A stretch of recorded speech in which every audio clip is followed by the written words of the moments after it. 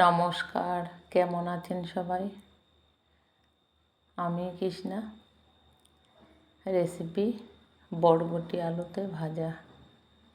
পুরো ভিডিওটা দেখার জন্য অনুরোধ রইল। এখানে আমি 500 গ্রাম বরবটি নিয়ে নিলাম, আর বরবটিটা একদম জমির টাটকা। আর বরবটিগুলোকে এইভাবে দেখুন ছোট ছোট করে কেটে নিয়েছি। এই ভাজাটা অনেকেই জানেন, আমি আমার মতো করে দেখাচ্ছি। আর বড় থেকে দুটো আলু কেটে নিলাম। এই গ্যাস অন করে একটা কড়াই চাপিয়ে দিলাম। আমি কড়াইতে সর্ষের তেল দিয়ে দিয়েছি। সর্ষের তেল দিয়ে দেখুন তেলটা গরম হয়ে গেছে। এবার আলুগুলোকে দিয়ে দিচ্ছি। আলুগুলো দিয়ে ফুল ফ্লেমে 2 মিনিটের মতো ভেজে নিলাম।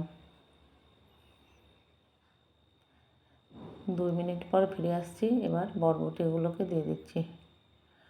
বরবটিগুলো আর আলুগুলো দিয়ে আবার 2 মিনিটের মতো ফুল ফ্লেমে ভেজে নিয়েছি, তাহলে জলটা টেনে যায়। এবার দিয়ে দিলাম একটু কাঁচা লঙ্কা চেরা, আর ঝালটা যে যেমন খাবেন স্বাদ মতো নুন, আর সামান্য একটু হলুদ দিয়ে এটা দিয়ে আবার কিছুক্ষণ রান্না করে নিলাম।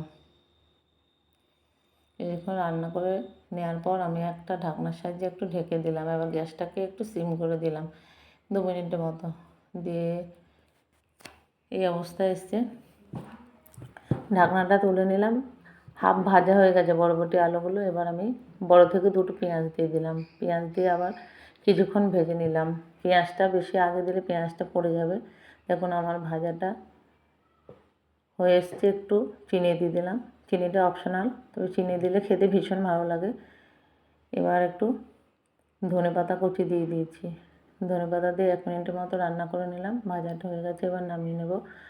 আপনাদের ভালো লাগলে একটা লাইক করবেন, কমেন্ট করবেন।